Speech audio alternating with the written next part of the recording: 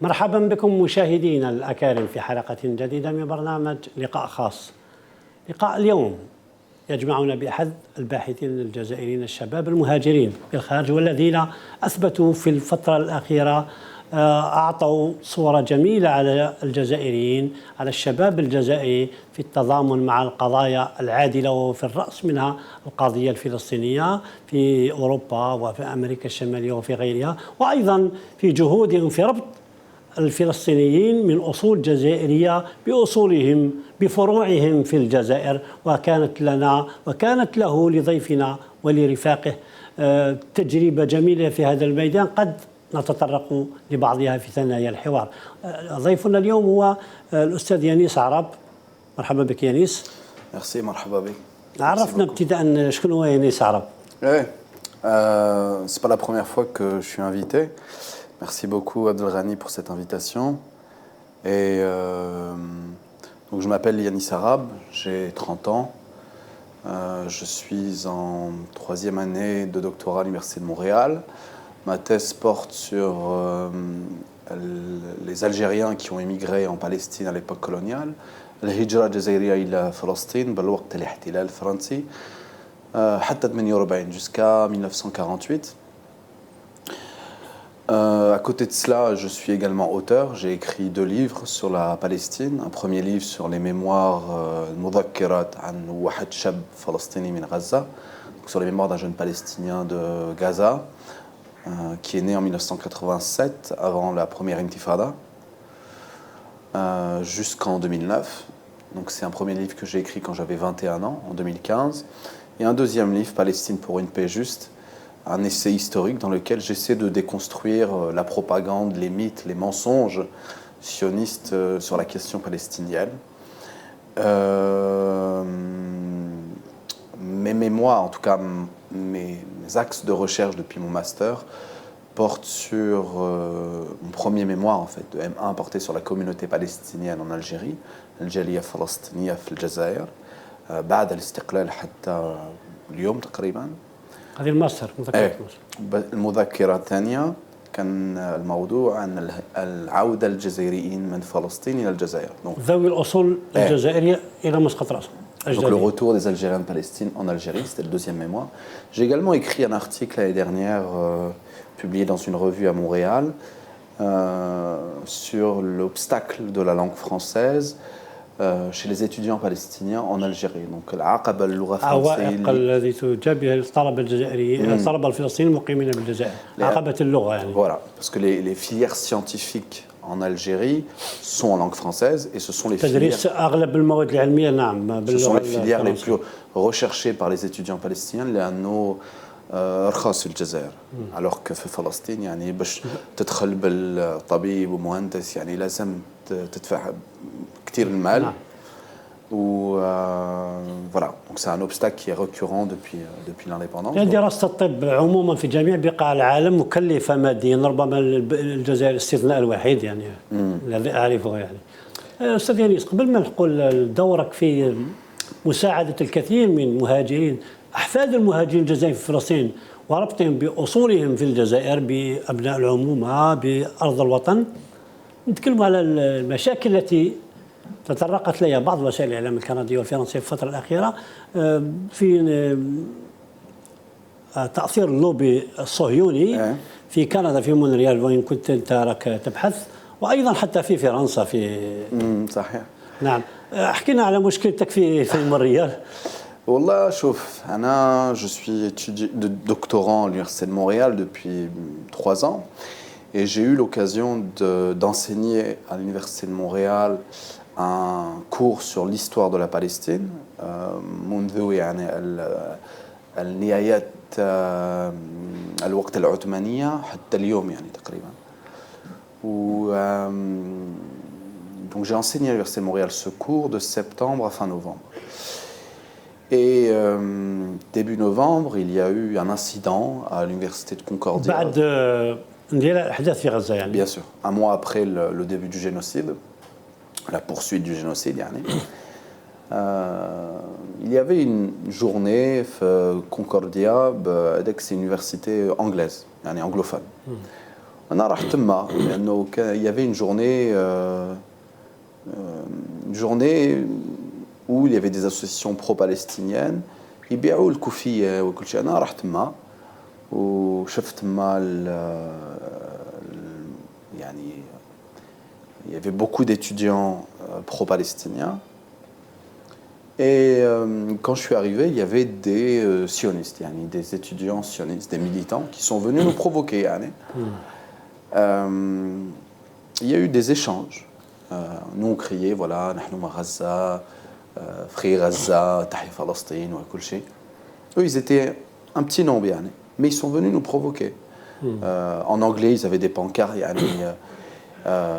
Israël, أرضنا, it's our home. نحن مع إسرائيل. هم طلبة هم؟ إيه طلبة. Où ils nous ont provoqués, ils nous ont insultés, etc. Et أنا j'ai dit des choses. على كل حال j'ai dit des insultes بالعبرية وبالعربية. تحسين أنت العبرية؟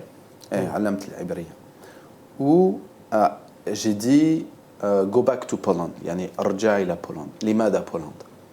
لأنه بولندا يعني البلد الأصول سي البي دوريجين تاع بنيامين ميليكوفسكي ونتنياهو بس اسمه الأساس ميليكوفسكي وأيضا دافيد بن غوريون. وبن غوريون شو بالعبرية؟ بن غوريون ابن الأسد le fils du lion. بصح son nom d'origine c'est غرون كيما كتير الرجال السياسي حولوا اسمائهم. Ils ont changé leur nom pour se donner une légitimité historique. بصح بالأساس ils ont tous des noms d'origine polonaise, européenne, etc. ثبت لك هذه الجملة ارجعوا لي بولونيا. Voilà, ماشي زعما les camps de concentration راك تعرف ولا l'Holocauste ماشي هذاك. أنا j'ai dit eux ils criaient je soutiens Bibi نحن مع بيبي يعني بنيامين ميليكوفسكي بنيامين نتنياهو. dit لا أنا j'ai crié là go back to Poland يعني رجع إلى بولندا البلد تاع بيبي وهذا ما كان. Et en bas, les médias, ils ont pris, c'est parce que quelqu'un a filmé quand j'ai crié ça, quelqu'un a pris cette vidéo, ils l'ont mis sur Internet. Ils ont dit oui, un professeur, un chargé de cours, parce que maintenant je suis professeur, je suis doctorant, mais on dit le statut d'un chargé de cours, parce qu'on a des cours à l'Université de Montréal, et j'ai dit voilà, go back to Poland. Go back to Poland, voilà, c'était pas retourner en Pologne dans les camps, je te moutou les camps, non. J'ai dit par contre retournez dans vos pays d'origine. إذا ما تحبش تسكن بحرية وبمساواة للفلسطينيين rentrez chez vous. هذا ما كان. Et donc les médias ont détourné mes propos. Ils ont dit oui, un chargé de cours de l'Université Montréal veut que les étudiants juifs retournent en Pologne dans les camps de concentration. ماشي صح. En bas, j'ai reçu plein, des centaines de messages parce que l'adresse تاعي à l'Université de Montréal كان موجود في Internet. J'ai reçu des messages de mort, des menaces. J'ai été suspendu avec le temps d'une enquête. Et ensuite, il y a eu une enquête, j'ai été reçu, accueilli par j'ai été reçu par l'Université de Montréal. Ils ont entendu ma version. Où j'ai pas terminé les 3 dernières séances, mais j'ai pas été congédié. Il y a eu 2 possibilités. Soit je suis congédié, ça fait je peux plus enseigner, ou suspendu les 3 dernières séances. J'ai été suspendu les 3 dernières séances avec solde. Ils disent avec solde, avec salaire. Mais j'ai pas été congédié. Ça fait mazal rana في l'Université de Montréal qui est طالب وباحث وهذا ما كان. Ensuite, je suis rentré en France. ما داروكش متابعة قضائية ولا خارج الجامعة يعني خارج. ما داروكش إشكال قضائي. Non. وفي فرنسا قضية. Alors, je suis rentré en France fin novembre. J'ai été invité à Grenoble, Winskoun, par une association anticoloniale. Ils m'ont invité pour faire une conférence sur l'histoire de la Palestine, sur ma recherche, j'en parlerai, etc. Fin novembre ou décembre Fin décembre. Le 22, la première conférence devait avoir lieu le 22 décembre. Ou avant, quelques jours après, le CRIF, l'association, l'organisation, le lobby sioniste en France, le Conseil représentatif des institutions juives de France, qui est une organisation sioniste à la Koléha, ont su que j'allais donner cette conférence. Ils ont une antenne dans chaque ville, à Grenoble, Paris, Paris qui est le Markaz, où chaque ville, مثلا Bordeaux, Grenoble, qui a une chaîne, une antenne. Ou avec la chaîne de Grenoble, ils ont écrit au préfet à Grenoble, il faut interdire la conférence d'Ayanis Arabe. Et le préfet, qui aux ordres, a accepté, il a interdit ma conférence. La gendarmerie est venue chez moi pour me notifier, me donner l'arrêté préfectoral. Voilà, ils m'ont dit, voilà, votre conférence est interdite ce soir. C'était un arrêté préfectoral. Donc elle a été interdite le vendredi 22 décembre, mais pas le samedi. Ça fait qu'on l'a fait le samedi. هكتعرف كيما commencé les arrêtés. يقول لي ممنوع تعمل الاجتماع عادي بالجمعة. OK عادي. نديروه السبت. Du coup on l'a fait le samedi. Et cette vidéo elle a fait le tour de la France, etc. فيها خير. C'est-à-dire que ils ont voulu éteindre ma voix. Ça, ils m'ont fait de la publicité. Et ensuite, j'ai été invité بكل منطقة في فرنسا بالنيس. عرفت بالقضية الفلسطينية وبالعدوان الصهيوني على غزة وبحقيقة الاحتلال الإسرائيلي، لأنه كثير من الغربيين والفرنسيين ربما كانت هذه الحرب كانت سبب لإعادة قراءة تاريخ القضية الفلسطينية. كثير فرنسيين حتى الامريكيين والاوروبيين كانوا يعتقدوا بان الفلسطينيين هما لم يعتدوا على الاسرائيليين اصحاب الارض. Ça, bien sûr, bien sûr. Et ça a été l'un des objectifs aussi du Hamas du 7 octobre, à mon sens, c'était de remettre la question palestinienne في الوسط بالوسط. La question palestinienne était oubliée de tous. De tous même les pays arabes, etc. Même l'Arabie Saoudite voulait normaliser. Le roi du Maroc voulait inviter Netanyahou fin juillet. Et ce qui est grave, c'est que منذ البدايات العام 2023 حتى 7 أكتوبر كانت فلسطينية في طريق إلى التصفية يعني. Où il n'y a jamais eu autant de morts في الضفة depuis la deuxième intifada.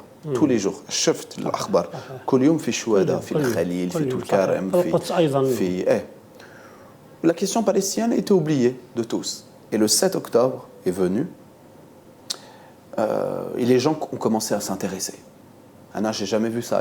Depuis que je suis militant, depuis mes 20 ans, mais je suis sale parce qu'à Montréal, j'ai été le président de l'association qui s'appelle l'association des Solidarité pour les droits humains des Palestiniens et des Palestiniennes.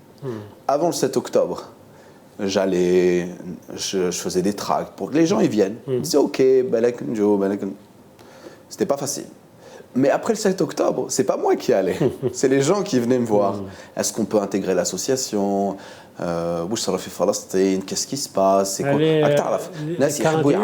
الامريكيين ولا الكنديين؟ في الكنديين الفرنسيين في الكندا وفي اي مكان هذه العقليه في امريكا وفي فرنسا ايضا. كانت ثوره في الاوساط الشبانيه خاصه طلابيه في بالنظره القضيه الفلسطينيه وارجعها الى حد ما الى حقيقتها التاريخيه، حقيقه انه الصهيونيه معتديه على فلسطين وتريد ابتلاعها كامله وطرد السكان الاصليين بما فيها المقدسات.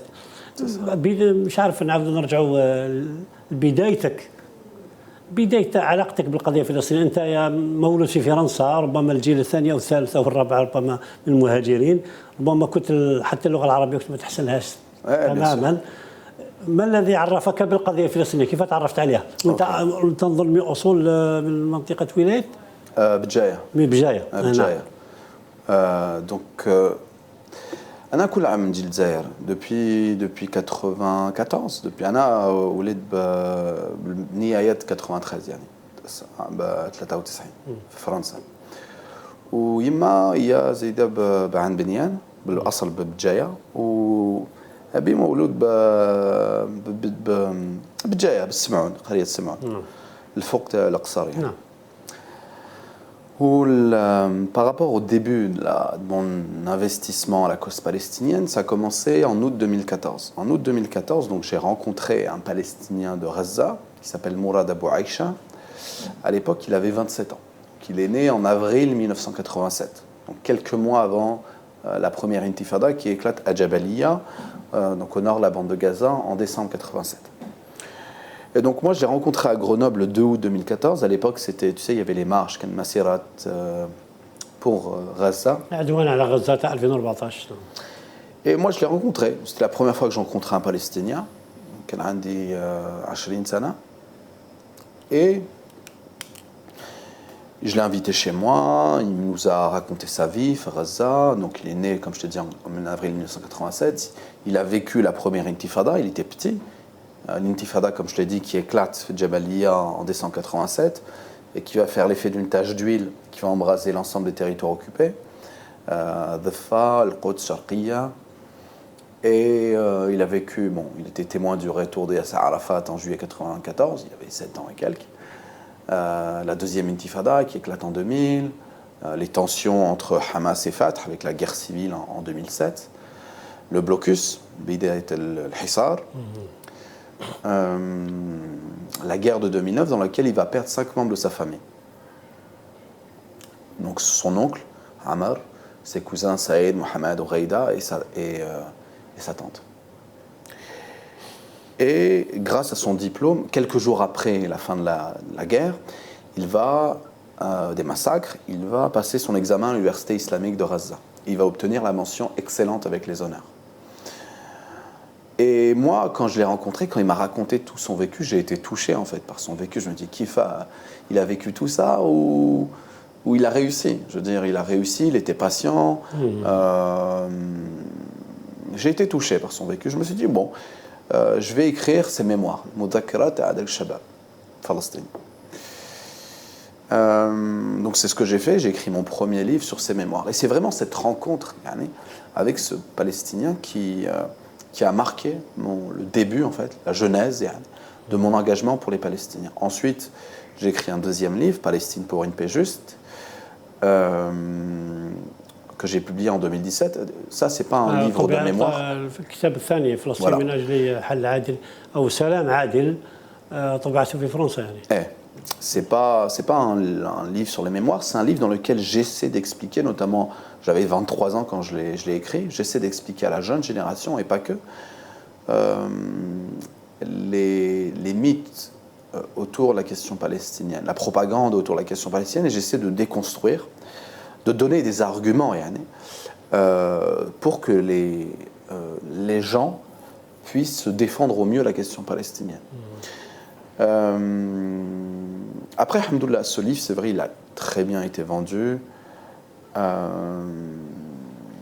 Après, moi, mon but, ça n'a jamais été l'argent ou je l'ai écrit parce que j'étais en colère.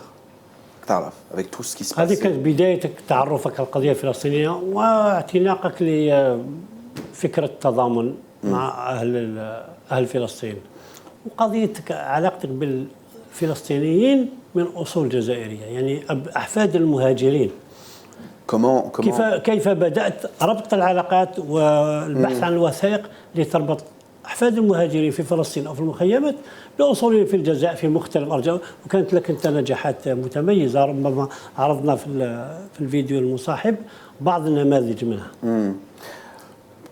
Ça a commencé à la suite de mon engagement, de mes livres pour la Palestine. C'est-à-dire que le deuxième livre, je l'ai écrit en 2017. En mai 2017, il a été publié, Palestine pour une paix juste. Et j'avais fini ma licence, Grenoble, licence d'histoire, où je voulais faire un master de recherche. Bon. Du coup, j'étais inscrit à Paris, à l'EHESS, l'école des hautes études en sciences sociales. Et ma directrice de recherche, c'est Véronique Bontemps, qui est une Française, qui est anthropologue. Elle a écrit beaucoup de choses sur les savons de Naplouse, notamment. Et Koulam Njil Dzaïr, où j'étais venu au Dzaïr en juin 2017, donc il y a 7 ans exactement, où je savais qu'il y avait des Palestiniens. Parce que bon, c'est une anecdote, mais un an avant, je m'étais coupé le doigt Fa'an Benyan ou رحت في المستشفى في بينام. ووصلت مع واحد infirmier, docteur يعني, un médecin, un jeune médecin de Gaza. C'est lui qui m'a opéré. Et il m'a fait mal. Je lui ai dit, mais vous faites mal, vous les Algériens. Mais avec la douceur. Je lui ai dit, مو جزائري أنا. Je lui ai dit, من وين أنت؟ أنا فلسطيني من غزة. Ça, c'était l'été 2016. Donc, c'est la première fois que je rencontrais un Palestinien en Algérie. Et donc, je savais qu'il y avait des Palestiniens en Algérie. Et donc, je suis parti à l'ambassade d'Adel Ibrahim pour rencontrer les Palestiniens en Algérie. J'ai rencontré l'ambassadeur à l'époque de l'autorité palestinienne, Louay Issa, qui n'est plus ambassadeur. Maintenant, il est en Azerbaïdjan. Donc, j'y suis allé. Il m'a invité à Al-Ftour, etc. Donc, j'y suis allé. Et c'était à l'époque Ramdana. Donc j'ai mangé avec les Palestiniens, j'ai rencontré ces Palestiniens. Et Loué Aïssa m'a dit, bon, pourquoi est-ce que tu n'écrirais pas ton mémoire, ta recherche, puisqu'il m'a dit, tu vas rentrer en master, عن الجالية فلسطينية في الجزائر. J'ai dit, ça, لما.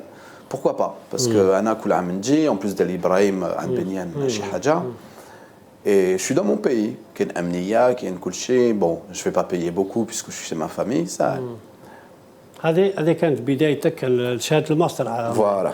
ربما في الجزء الثاني من الحوار سنواصل الحديث عن هذه الخطوات الأولى لمعرفتك بالملف الفلسطيني من أصول جزائرية. مشاهدينا الكرام ابقوا معنا فاصل ونعود.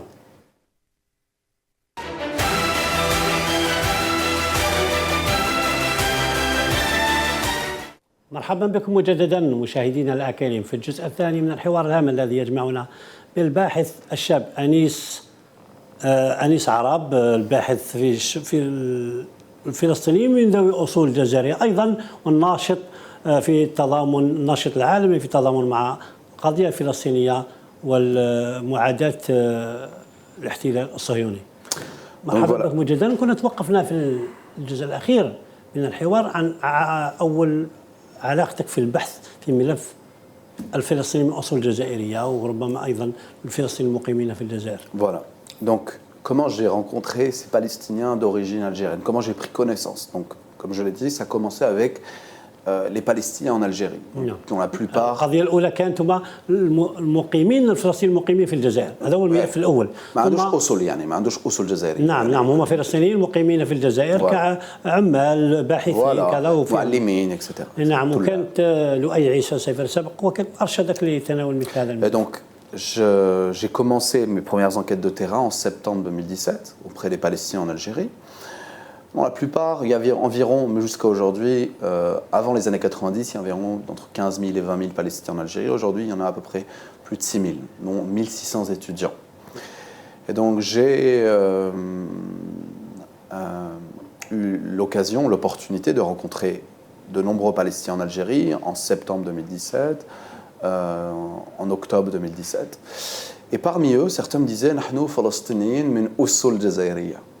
Je ne comprenais pas au début. Je leur disais, bon, est-ce que votre père est palestinien et votre mère est algérienne? Ils me disaient, non, on n'est pas... Parce que les couples mixtes, etc., les enfants palestiniens qui sont couples mixtes. Ils me disaient, non, nos arrière-grands-parents ou nos grands-parents vivaient en Algérie à l'époque coloniale, et on est partis, en tout cas ils sont partis de l'Algérie en raison de l'occupation française et de ses injustices, et ils se sont installés en Palestine, à Haïfa, à Safad, voilà, ou dans Barrif Palestine, voilà. Et il me disait, voilà, après 1948, on a connu une seconde Nakba pour nous. On a été chassés par les sionistes vers la Syrie, vers le Liban, certains même vers la Cisjordanie, et même certains vers Gaza. Voilà, mais la plupart d'entre eux, Syrie. وربما اغلب او ربما كل القرى اللي كانوا فيها الجزائريين كانت قرى خاصه بالجزائر تم تدميرها. ما شافينيش حبيت فقط، هل هناك فلسطين من اصول جزائريه رجعوا للجزائر قبل فتره الاحتلال الفرنسي للجزائر، يعني 48 62 كان il y en a qui sont rentrés donc dans les archives françaises, parce que moi je vais parler des archives françaises et de leur importance. كان déjà الإحصائيات يعني les statistiques أكثر من 6000 تقريبا جزائريين. هذو 6000 هما من أصول جزائرية مسجلين في القنصلية الفرنسية. حبيت نسقسيك اللي رجعوا للجزائر منهم. ما في إحصائيات، في ناس يعني il y a des Algériens qui sont rentrés en Algérie entre 48 et 62, même avant. Même avant. Je vais y revenir sur ceux qui sont revenus avant. Mais entre 48 et 62, moi j'ai rencontré notamment la famille Rouaged, Ibrahim Rouaged Sadek Ben Brahim, qui est né en 1899 à Khangat Sidi Naji. Et lui, il est venu en Palestine en 1923. C'était un militaire. Il s'est engagé comme militaire algérien. Voilà. Voilà. Il y avait une armée, ce qu'on appelle le Jeish Sham, l'armée du Levant. Et beaucoup d'Algériens se sont engagés. Et après leur service, se sont installés en Palestine. Et lui, voilà. Et lui s'est installé en Palestine. Il s'est marié avec une Palestinienne de Ramallah. Il a eu des enfants. Et lui, il a un parcours très intéressant. C'est-à-dire qu'il a été fait prisonnier par les Anglais en 1938. J'ai les archives. Ces magasins, en 1948, ont été occupés, expropriés par les sionistes. Et à partir de là, il a décidé de rentrer en Algérie en 1950.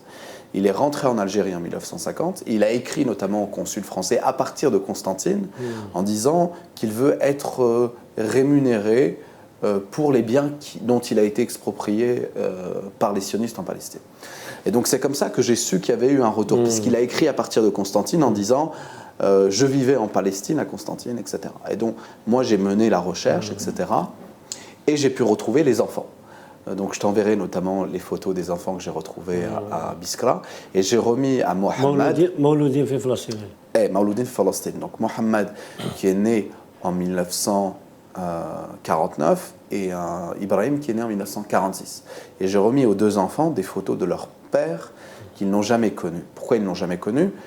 Dont ils ne se souviennent pas? Parce que leur père est mort pendant la guerre d'indépendance en 1958 en Algérie. Donc, voilà.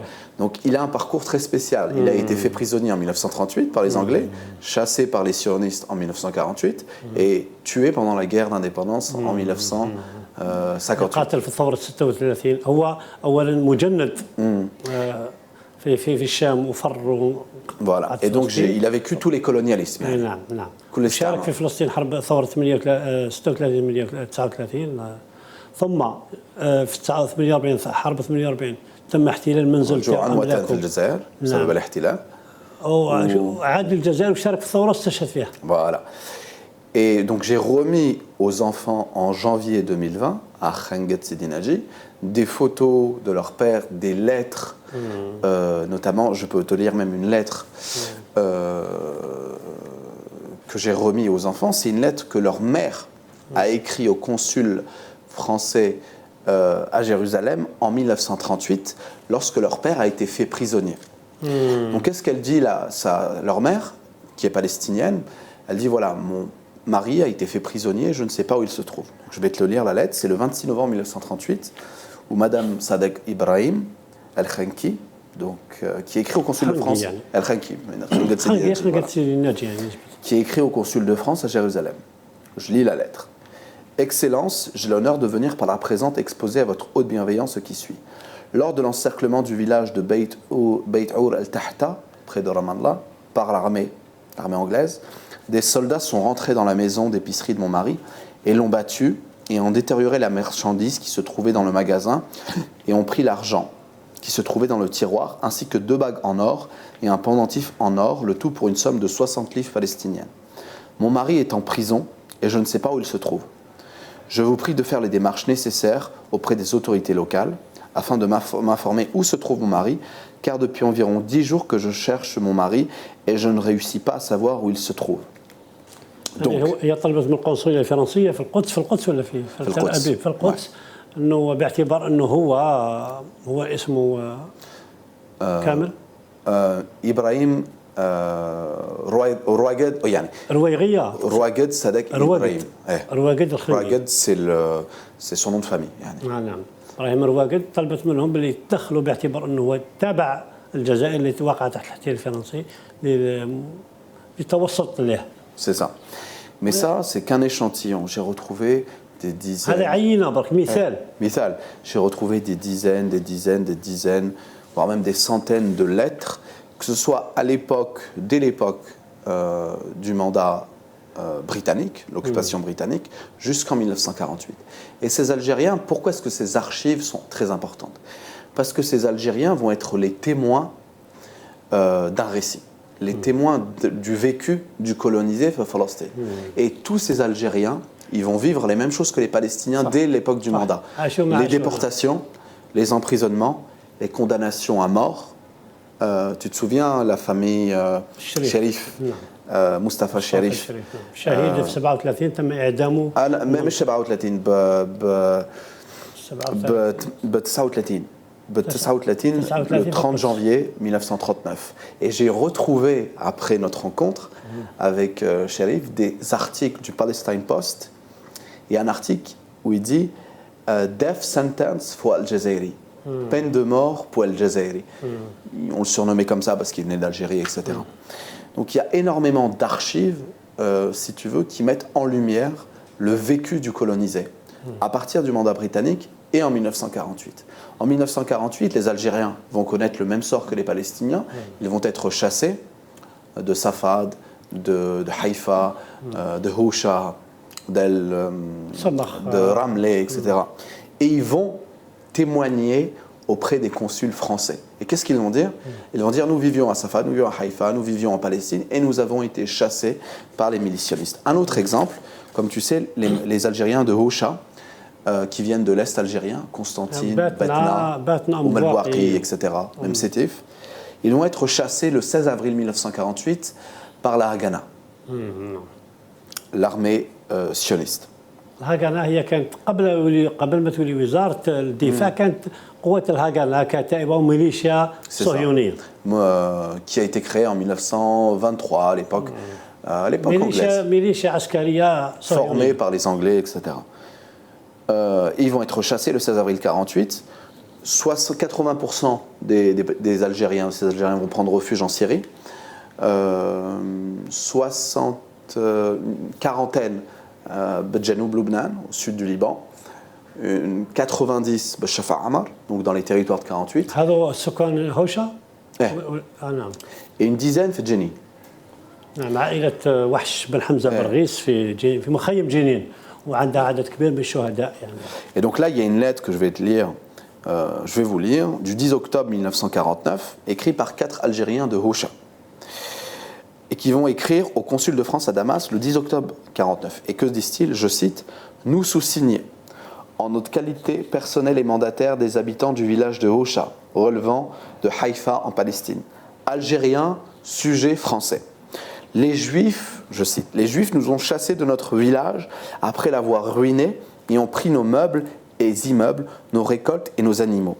Nous sommes devenus réfugiés sans soutien en Syrie et au Liban. Les maladies étaient cause de la perte de nos petits-enfants à cause du manque de nourriture. » Et donc, il y a énormément d'archives, de témoignages, comme ce témoignage qui est très important de Mustafa Al-Manoussi, qui est originaire de Biskra et qui est né feu Yafa en 1895. Mustafa Al-Manoussi. Et il va écrire à partir de Raza, du camp d'El-Bourayj. Il vivait à Yafa et il va être chassé. Voilà, il va être chassé. Et regarde ce qu'il écrit. Il écrit une lettre au consul de Haïfa le 13 novembre 1948. Je cite. Je sous-signais Ben Tayeb Mustafa Al-Manoussi, algérien, sujet français, né à Jaffa le 21 juillet. Non, Jaffa, Yafa.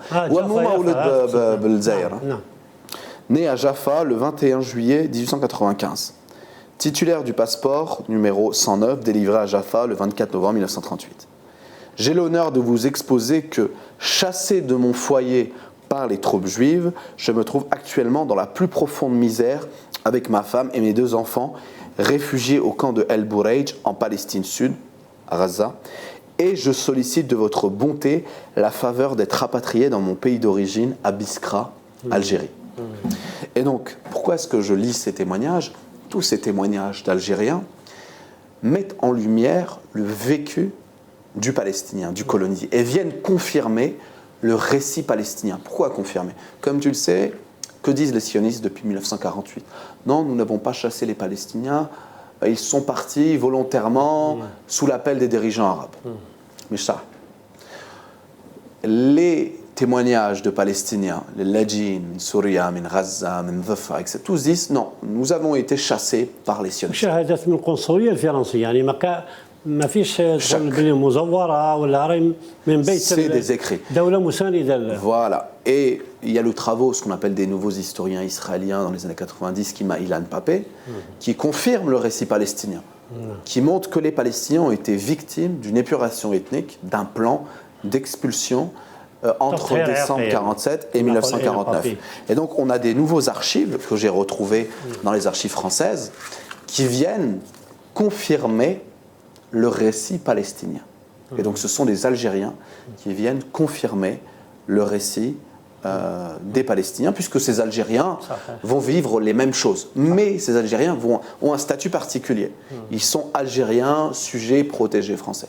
Mais malgré leur statut, ils vont connaître le même sort que les Palestiniens. Ils vont être chassés de leur foyer en Palestine. كان معاناتهم الطرد من اراضيهم، القتل، التهجير، النفي، وكثير منهم اغتالوا. عدد كبير جدا من الجزائريين في هوشة ولا في الجالي الاعلى والادنى استشهدوا في مجابهه. Et donc des lettres, mais aussi des photos d'Algériens immatriculés à Damas, à Al-Quds, à Haïfa, que j'ai retrouvées ces 5 dernières années et que j'ai pu remettre à des descendants en France, en Algérie, في سيدي فرج, à Biskra, à Tizi Ouzou. شحال كاين العدد ديال الجزائريين، اصول الجزائريين اللي ربطهم باقاربهم في الجزائر؟ Il n'y a pas de statistiques. انت فقط. Ah, combien? نعم، العدد، النمبر تاع. Moi en tout cas, ce que je sais, c'est que j'ai pu remettre à une trentaine de familles, des documents, des photos de leurs parents ou grands-parents, pas seulement en Algérie, mais également Damas, Palestine, Al-Quds. J'ai pu rentrer puisque j'ai le passeport français l'année dernière, mais également au Liban, donc Saïda, mais récemment également à Damas. J'ai pu rencontrer de nombreuses familles pas algériennes, de Hocha, qui sont originaires de Constantine, Mouelbouarki, Betna, etc., et qui n'ont pas oublié leur pays, l'Algérie. مازالت اللهجة الجزائرية ومازالت العادات الجزائرية في الأكل وكذا. Surtout les anciens, yani. Le combat, on va dire, des nouvelles générations, c'est surtout, mais la reconnaissance de leur statut d'Algérien. Et sincèrement, il y a les documents qui prouvent qu'ils sont algériens. Donc ça, c'est aussi l'un des combats des descendants, notamment, c'est pas forcément le retour en Algérie, mais la reconnaissance par les autorités algériennes. المهاجرين ذوي الأصول الجزائرية سواء في فلسطين أو في الشام لا يريدون في أغلبهم العودة، ولكن يريدون إثبات جزائريتهم.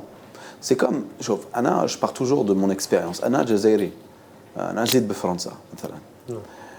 Ou demain, si on m'enlève mon statut d'Algérien, c'est une injustice pour moi. Parce que mes parents sont algériens, où je travaille aussi pour conserver cette histoire algérienne auprès de ces Palestiniens d'origine algérienne. Et je leur dis, moi je suis né en France, vous êtes né en Palestine ou en Syrie. Elle est où la différence?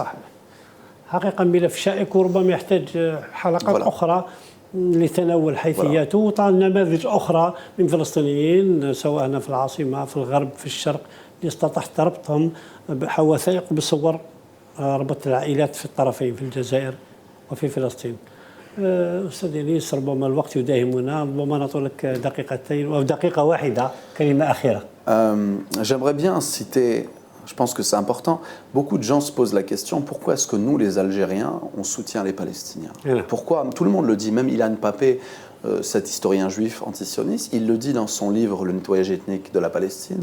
Il dit à un moment donné, l'Algérie et la Palestine sont les symboles de la lutte anticolonialiste acharnée et courageuse. بابي هذا هو مؤرخ إسرائيلي يعني من محايد أو أكثر نزاهة مقارنة بغيره. يعني il est antisioniste et voilà, donc il dit ça. Et beaucoup de gens se demandent pourquoi est-ce qu'il y a ce lien singulier entre les Algériens et la Palestine. Et il y a un discours de Mohamed Khemisti au lendemain de l'indépendance.